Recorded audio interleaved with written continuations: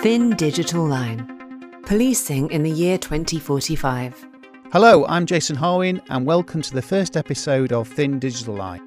During the series, we're going to be exploring how the world of digital data and technology will impact on policing by the year 2045. I'm going to be meeting with the most senior and influential leaders in policing, along with the private sector experts who will be exploring the police service in Singularity, artificial intelligence and surveillance, big data, cyber and fraud crime, change and the workforce for the future. In today's episode, I'm delighted to be joined by, firstly, Chief Constable Gavin Stephens, QPM, who's the MPCC Chair with responsibility of working with all police forces, Chief Constables, to improve policing for the public. Hello, Gavin. Nice to see you. Secondly, I'm joined by Tony Baker, QPM, former Deputy Chief Constable in Kent Police, and now the Chief of Staff supporting Chief Constable Rob Carden, who's the MPCC lead for digital data and technology. Hi, Tony. Morning, Jason. And finally, but not least, Alasdair Hendry, who is the Executive Director from the award-winning digital transformation company Exception. Good morning.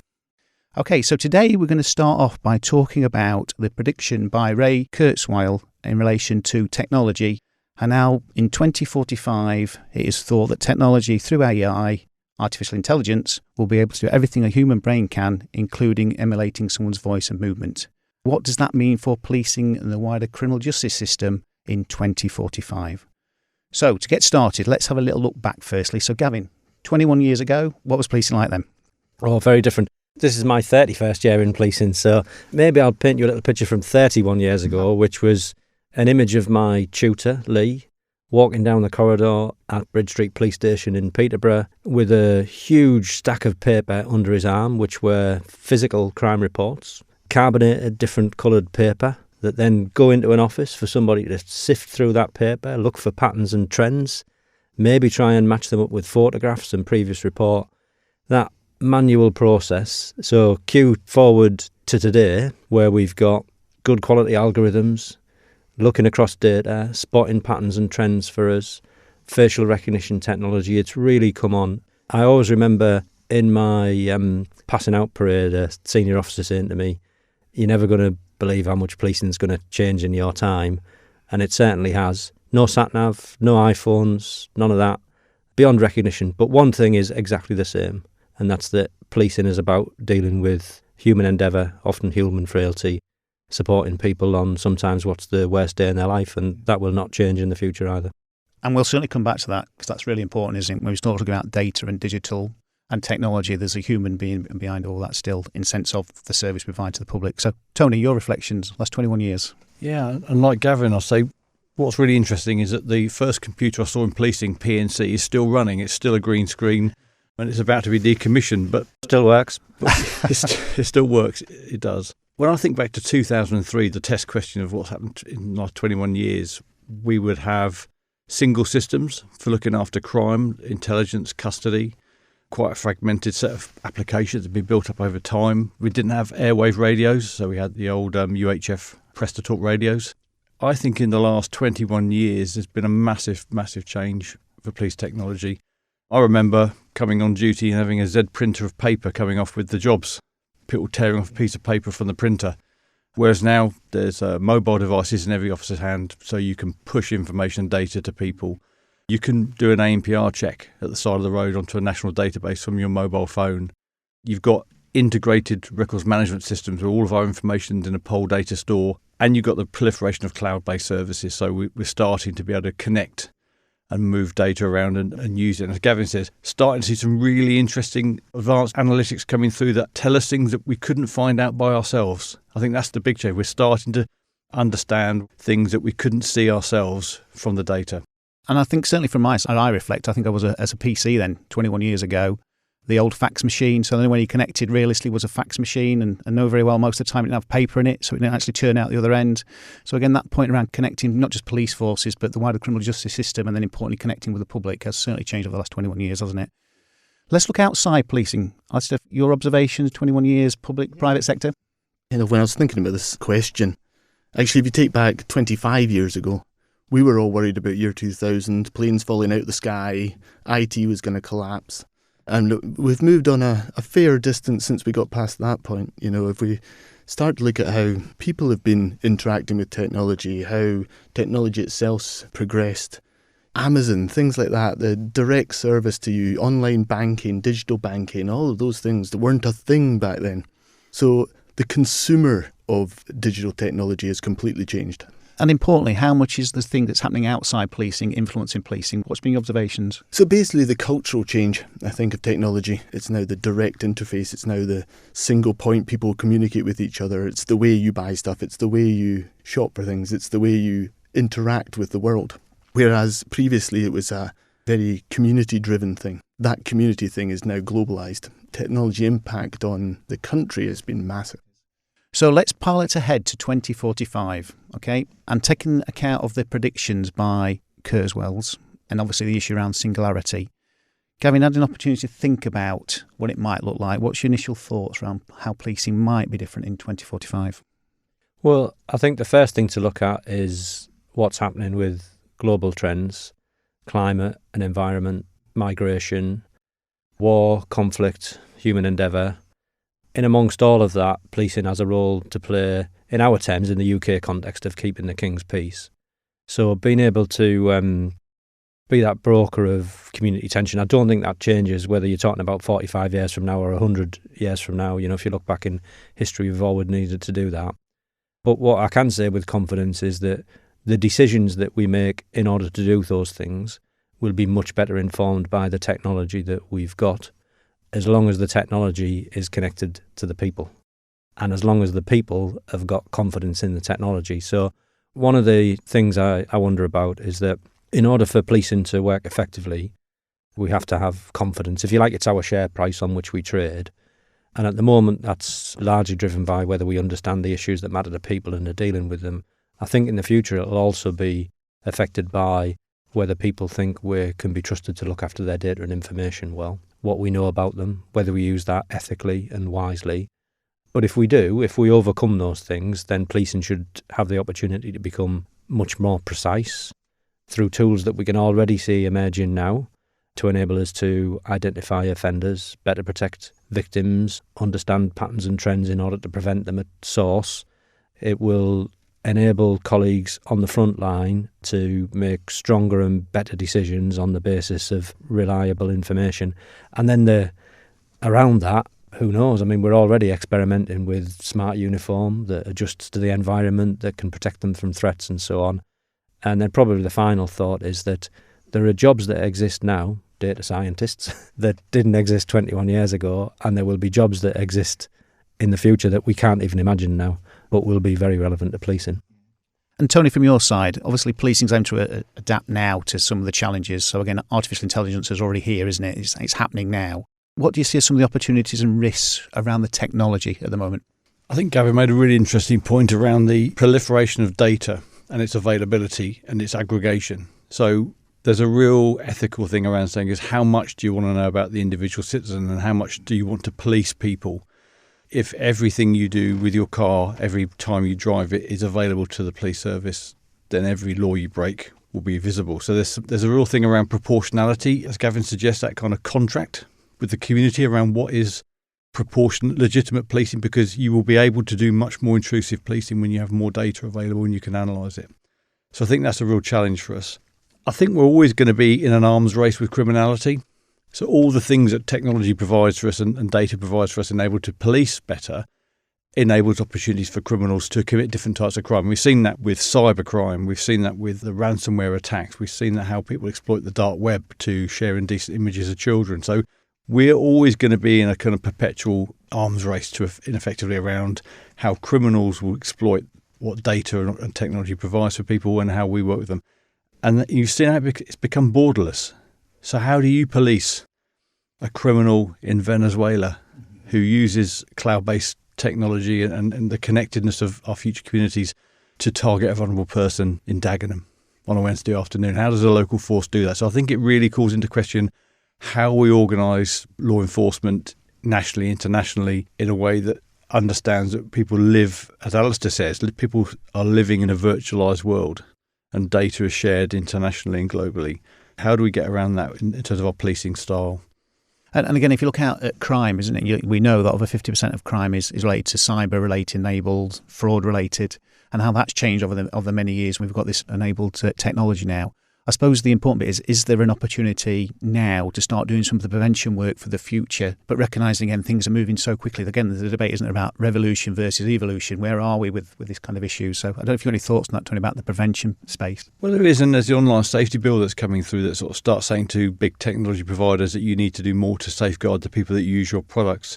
But I think it's almost going to be an overwhelming challenge, because it's so complicated and there are so many opportunities for people to exploit vulnerabilities in security, to use communication tools to con people and to steal data and access people's sort of bank accounts, for example, if they wanted to. I think it's just going to be a matter of competing. And the further we think ahead and prepare, the better we're prepared for the thing that's going to happen. And so for me, it's the investment now and the work we're doing around AI and robotics and other things and looking at how we do cybersecurity better. We've got to start investing in things to strengthen us going forward, as opposed to, perhaps as we have been, looking at dealing with our legacy. For me, some of that strengthening is about the law. A lot of our legal system and laws that are constructed around human-to-human interactions, aren't there? And I think we're only just learning in the law how we get strong laws and strong regulations that help protect people against these things. So, for example, one of the things that we were talking about is, would it be possible to put on developers and producers the need to do a criminal impact assessment for new developments in AI? So if you're developing a new tool, you need to understand, as the developer and producer of that tool, what the potential criminal uses of it are, so we can think how to prevent them. So we're going to need new thinking in order to continue to operate under the rule of law, and to do more so with international cooperation as well, because in the UK we can't operate alone, as Tony's described, when the threats are coming globally. And again, Alasdair, from your side, just looking in, thoughts? Well, I think there's a couple of interesting points there. So, I mean, from a data trust and ethics point of view, I think there's a big piece of work to be done there.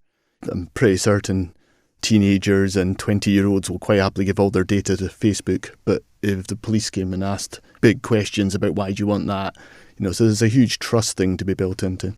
And then from the AI training point of view, I mean, we've had discussions before about, liability. If you develop software and the software does a crime itself, who's liable? If you didn't encourage it in any way, going back to the singularity point of view, who's liable? Who do you put up in front of court? Is that going to back off developers? Will that slow the whole progress of technology down?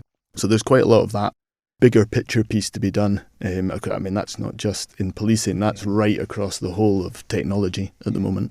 Going back to your point, Tony, one of the challenges for policing, we have to police within the law, don't we? The reality is criminality don't police within the law, and therefore are not constrained in terms of some of the issues that they are looking to do and, again, exploit. I think we can all probably put a hand up here. As we sit here now, we're probably all getting an email that's trying to con us into responding to that actually is not from the legitimate purpose. It's interesting, because if somebody's house gets burgled, there's still an expectation of a very traditional response.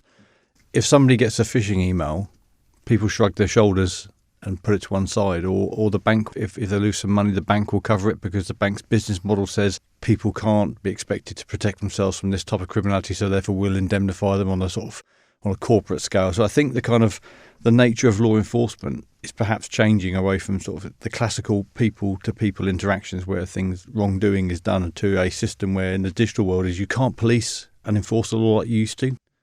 So I suppose one of the million-dollar questions, again, is it for the police to police like artificial intelligence going forward? Can it police it?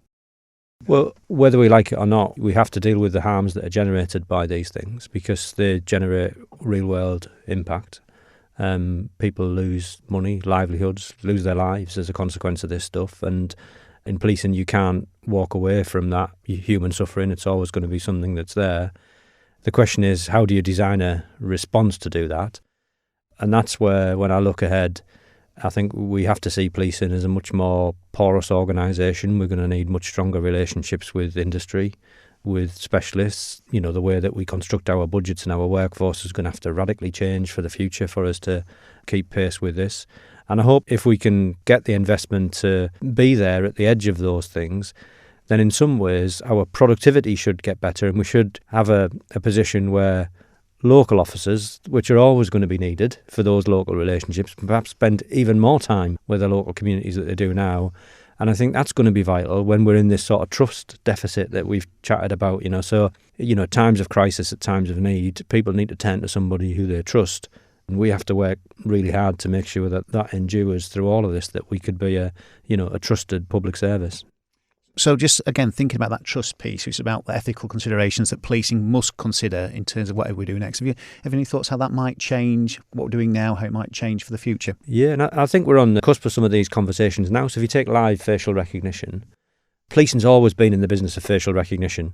If I think back to Lee, my tutor, with these big bundle of paperwork, we would have pictures on a board or in a little book that we'd look at. We'd have to try and remember them and then see them on the street. So, you could send cops out on the street with a giant Rolodex full of images, or actually you could give them a tool that does that for them. And I think if you explain it like that in community terms, you say, well, yeah, that's a bit smarter actually than carrying around a big ring binder with a load of pictures of people's faces in it. And then if you say, well, by the way, we're only going to use that on those crimes that you're really fearful of, to keep your children safe when they go to a concert, or to protect you from terrorism when you're at a major event, or to apprehend somebody more quickly who's wanted for sexual offending. I think if we have that dialogue with the right oversight and transparency, let people see what we're doing with it, let them have a look at it, let them engage with it, then we'll earn the trust and confidence. And this is going to have to be a process from here on in, I think. It's not something that the police can just do and expect to be trusted on. And as we know, our young people today will be the future police officers and law enforcement officers. And again, it's building that trust now, isn't it, to get them in position to be able to respond to that as well.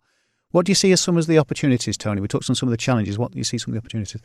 The opportunities are limitless for policing, because when we start looking at data, if we get our data organised properly and effectively and available in the cloud, we can start combining those with sort of national data sets for health and other agencies. And we can start looking at what's really driving crime, which locations, which people, which crime types are driven by what types of things are happening in society. So you can start, if you want to get into prevention, you can start really starting to understand, well, crime is occurring there. What happened that led to that? Educational low attainment or exclusions or other things, or economic factors. So the real data thing is saying is, well, can we use data more effectively? And as we discussed earlier, Jason, we went to see McLaren Racing last week. And when you see how a truly data-driven organisation that understands what data sources inform success, in a very narrow sort of scenario there around winning a race, but if you understand in policing what are the drivers of crime and policing productivity and performance, and actually gather that data and analyse it and take really effective action, you can really transform public services and make sure that people are in the right places with the right information, doing the right things to keep the community safe. So I think the data thing is massively, massively important for us. And I think that's where, if we're going to do anything, we've got to really concentrate on improving. Yeah, and I know in a future episode we're going to talk about the importance of data and obviously big data, and again how that can, again, as you touched on earlier on, Gavin, about make that real difference to the communities that ultimately we're here to protect, aren't we, as well? I think just on that, Jason, it's a bit about the why question you kind of touched on. If you take it back to large corporates go, well, we'll give you a free service, but you understand we're using your data to make advertising, to do these kind of things. The why is very clear to everybody. I think with the, going into say, this is what we're using the data for, this is why we're using the data, that transparency coming out, I think will make a big difference on the whole kind of policy and ethics side of stuff.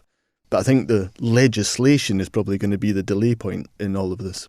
Again, looking outside policing, Alasdair, and what you're seeing. So again, I know we're going to talk about artificial intelligence in another episode in more detail, but clearly artificial intelligence is being utilised by other sectors already and to some real benefit. So any thoughts about, again, the implications for policing outside? Yeah, I mean, I think the beauty at the moment is it's in a bubble.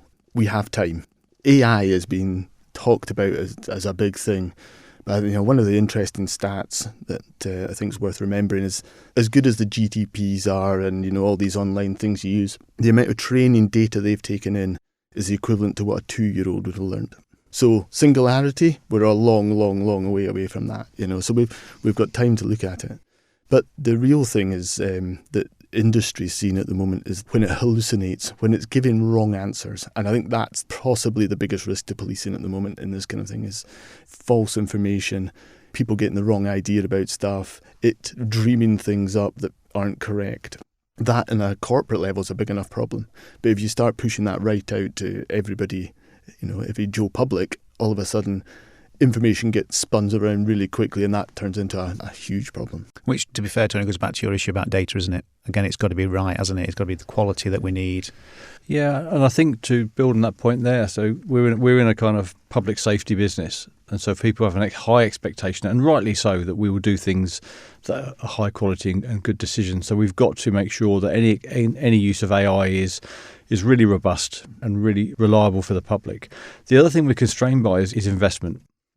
So the money that's available within policing, we spend a lot of money on technology, but a lot of money spent on the technology we've got now. So there's something around creating that headroom nationally to say that we can actually invest in understanding, exploiting. And there's been some great investments recently from the government in AI and robotics to things to start understanding how we could take advantage of these technologies. Now, we're never going to be creating them because it's way outside of our capacity as a sector. But what we need to be doing is understanding what's coming through that's of good quality, that's reliable, and that can be integrated into our policing model. But we do need some money. As Gavin says, we can't spend all of our money as we've spent it in the past. We've got to spend our money differently going forward. Yeah, and that's across, I know we've been talking about data quite a bit and insight from information, but this is true on materials, science, biotech, all of these things, modes of transport. All of these things are going to affect policing, how we respond to incidents, how we keep our teams safe, how we keep the public safe. All of these things are going to make a difference. And you were asking a moment, Jason, to go, what's one of the opportunities? I think one of the big opportunities is in communication. One of the things in the history of sort of human conflict that leads to conflict is misunderstanding between cultures, between identities, between languages. And we are not that far away from the Hitchhiker's Guide to the Galaxy Babelfish, are we?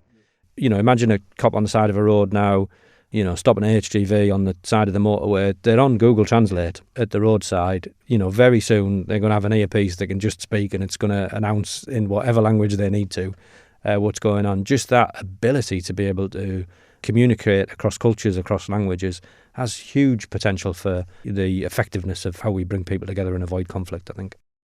Just going back to the point then about the challenge around money. So as always, any sector wants more money that can be invested to get the benefit for the public.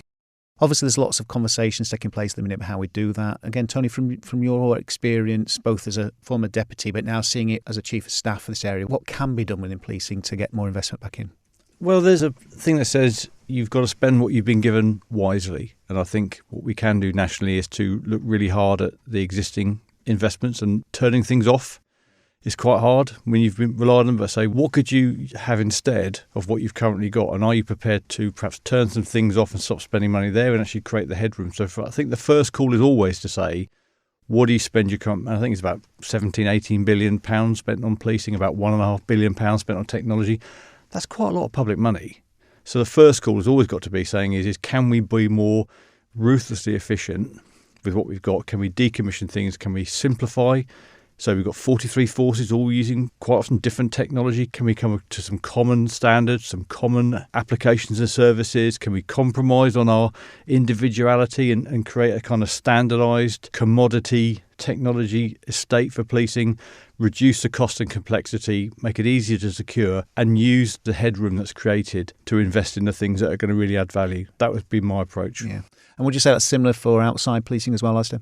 Yeah, I mean, everybody's trying to rebalance what you invest in. That's happening across all the industries. As technology moves so quickly, the decisions have to be made about which ones you stop looking at, which ones you start looking at, which ones are going to really make the difference. But I think the major things we're seeing from the outside is the really trying to question the business benefit. Where do you get the business benefit from putting your money in? And that will be where does policing get its benefit depending on what it invests in. So again, just looking ahead, we've touched on there the importance of the human being part of the process, whatever that looks like in the future. In terms of preparedness for that, Gavin, there's 2 or 3 things that yourself as National NPCC Chair are doing with Chief Constables to prepare ourselves for that future. One brilliant thing about how we're organised nationally at the moment, now we now have a Chief Scientific Advisor for policing. We've never had that in the past.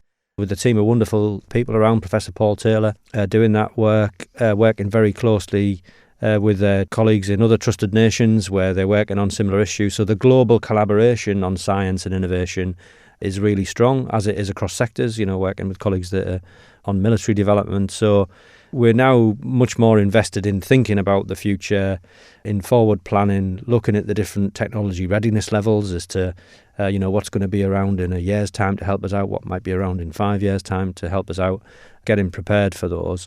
That definitely helps. We've touched on it earlier in this conversation, but I think the thing that we need to sort of bring up the track next is the public involvement, the community dialogue in that, the ethics and understanding, the transparency, we're definitely going to need to do that. Again, just shifting it away from the sort of data and information bit and thinking about just modes of transport, for example. How we respond to things in future is going to look very different, isn't it? So the amount of unmanned aerial activity that we're going to see out in our skies in the future, I mean, we've all seen the films. Some of that is going to look familiar. You know, you're going to get a package delivered to your front door by a drone, so you can expect the police to be responding by a drone. Some of those projects are really exciting. And for people not to be afraid of that, to know that it might help find their loved one more quickly if they go missing, or to be able to respond to a crime in action, to give us some situational awareness, engaging the public in those sorts of debates, I think that's where we need to put our energy next. So should the public be worried? Worried in the sense that the nature of crime is changing, so we need to be as vigilant about how people can harm us online as we are vigilant as to how people can harm us in our homes. So I think a much greater awareness as to how to keep yourself safe in this new era. A little bit of worry about that is a good thing, not overly worried, but we ought to think about how to protect ourselves. But in terms of being able to trust the police about us using this wisely, no, definitely not be worried, because right at the core of what we will do is we cannot police without confidence. We probably will take some missteps, but we don't want to take too many missteps to lose that confidence, because everything else becomes so much more difficult if we get that wrong. And Tony, from your side, obviously, Gavin's touched on some of the building blocks already to prepare for the future. Is there anything else from the work you're doing at the minute? Absolutely. We now have a Science and Innovation Coordinating Committee, so there's now a dedicated part of NPCC that's looking to the future. We have an AI strategy being developed. We have an AI covenant that's been published by Paul Taylor's office. So I think that we're starting to get into the kind of getting ahead of the technology and thinking about things in the future more effectively. We are going to go through a prioritisation process to start asking ourselves those hard questions about what we stop doing and what's important to us, and doing some really boring foundational things, like we've just set up a data office for national policing that's going to sort out data standards, data availability, data quality. If you want to run AI, improve your data, make it available, and you'll get better outcomes. And National Analytics Service, so working with the Police Digital Service, having the ability to take advanced analytic tools like the one we have for ANPR that can find a county lines drug dealer who's got no previous record with the police, who, based on the use of vehicle data, making those things available to every force, not just individual forces, make sure that every force can exploit advanced analytics. Those are kind of some of the foundational things that we need to do that's going to really turn things around for the future. And obviously looking outside again, policing, Alasdair, and obviously lots of challenges, lots of unknowns going forward. How do you think other partners can support policing to make sure we are delivering the very best with the money that we've got to keep our communities safe? I mean, I think there's definitely a country, if not internationally, required need to look at how AI is used, how AI is constructed, and the weightings that go into putting non-bias into AI. I think that kind of from a commercial side of view, if you're putting a product or service out that uses AI, you should be very transparent about how it's been used, what it's been asked to do, where it's got its data from. All of those kind of things can help policing. If you get into the models now being more accessible to everybody, it won't be long before DNA resensing's taking the smell away from drugs, so drug dogs don't become useful anymore. All of these kind of things are going to happen. So the more we can control the models without being innovation limiting, I think that's the balance we need to find. Yeah. Again, it's like you say, it's again working together, isn't it? That's the key bit. We're both policing, communities, and importantly other sectors and partners to do everything we can to make sure the system is connected, but importantly as tight as it can to reduce the criminality. Okay, so conscious that we're coming towards the end of this episode, but fact or fiction then, just looking ahead. And again, what we might do is write these down, and in 21 years' time, we might come back and say, actually, is this happening? So not to hold you to account, Gavin, or Tony, you hold to account many too much already, some would argue. So hacking into someone's wearable device to spy on them or gain access to their data. Fact or fiction? Fact. Happening now. Okay. Engineering performance-enhancing drugs that are not detectable by anti-doping agencies. Fact. And you already get the answer to that, didn't you, Alice, already? You helped the others already. That's partnership working, isn't it? Well, yeah, you can see a time when there's a device on your kitchen worktop that synthesises a substance for you that's a sort of chemical drug to you. I mean, the protection against that is human relationships, isn't it? And people not turning to those things. But you probably don't need to worry about a supply chain from overseas anymore. You're probably going to be able to do it in your own kitchen. Okay, hacking into a city infrastructure to disable or destroy that proper functioning, so traffic lights, all that. Well, look at last week. Yep. Yeah. Insider threat. Yeah. So the CrowdStrike, really good example, isn't it, when technology fails and ultimately the impact and ultimately then other instances over the last couple of months where cyber attacks and everything else around it as well. Yeah, well, last week's wasn't a cyber attack, was it? So we're talking about a few kilobyte software update, a virus protection that brings down the system. So guarding against the ability to cascade, and that's where we're going to need this crisis response, aren't we? Yeah. You touched on this earlier on, actually, and again, it's that public worry or not. The end of theft through theft-proof by design. Well, in police crime prevention initiatives now, we've got a scheme called Secure Connected Devices, where manufacturers can come to police crime prevention initiatives, which is a National Police Chiefs Council body, and apply for certification that their connected device is secure. So, yeah, I think, if we can work with the developers, then we should be able to design a lot of this out at source. Having said that, problems have been publicised about Land Rovers being stolen with scanning devices, and iPhones are still being stolen and exported to be broken down for parts. And other vehicles before we upset Jaguar Land Rover. Well, exactly. Yes. So it was in the news. The ability a digitally secured vehicle without a physical key, somebody will find a way of breaking that security. Yeah. Just a little story on that. Not long before I left my last force, I went to see a colleague, Jeff, who works on vehicle crime with roads police, and then he threw a little bit of circuit board across the table at me. He said, "What do you think that is?" I said, "I have no idea, Jeff, you're going to have to tell me." And it was a false identity for a car. So installed behind the dashboard that effectively gave the car a false digital identity. Incredible. Yeah, it is. Okay, the last one, Robocop. Sorry for the dog lovers, but definitely Robo-Dog. Okay, why, Gavin? We talked about sensors, having something that you can put into hostile environments at no risk to human or animal life, that's got the sensors on it that we need in order to be able to detect threat or detect life. That's just around the corner. I think will become commonplace in all sorts of different shapes and sizes. I think the foundations are already there. So we're starting looking at robotic process automation, where a digital worker is doing the work that a person used to do. You've got the trials in, I think, Japan, where in care homes they're trialling robots for doing patient care. It's a AI-assisted contact call centre, so looking at those sorts of things. You start combining those technologies over 20 years, I would be surprised if there wasn't some form of Robocop support to a police officer. I think it's going to end somewhere in the middle of those two. So if you look at other technologies that are going on with chips being put in people's brains to help them walk, to help them, re-see things, actually using that technology on animals for them to be a data feed and be the one that can go into a dangerous area, be the one that can, feed all the information back, sight, sound, smell, all of that comes as data. And then you can centrally monitor it. So somewhere in the middle of it all. Okay, well, we'll see in 21 years' time, won't we, exactly where it lies. So firstly, a massive thank you for all your input today in the comments. Really, really helpful. I think the key takeaways for me is about, firstly, predicting the future is challenging, it's certain. But what's not so challenging and uncertain, I think you touched on it, Gavin, is around the importance of the public, about the importance of being public interface, about that building the trust you touched on, Alasdair, earlier on, but also the public being aware of what is changing, but not being alarmed by it realistically. And I think the last one for me, again, it goes back to policing is preparing now for the future. So this is not just waiting for it to happen, it's looking at what it can do now, and importantly, that recognises it's not just internally within policing and the wider criminal justice system, the part that other partners can play as well. So a massive thank you, as I said, a massive thank you to Exception that's sponsoring these episodes. Please subscribe to the podcast on your favourite podcast service.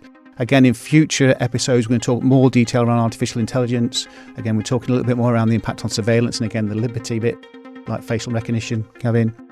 And then the input other wider bit there about data. As you touched on, Tony, data is so important. If we get it up right, that makes a real difference as well. So for now, thank you very much. Till next time, thanks for listening.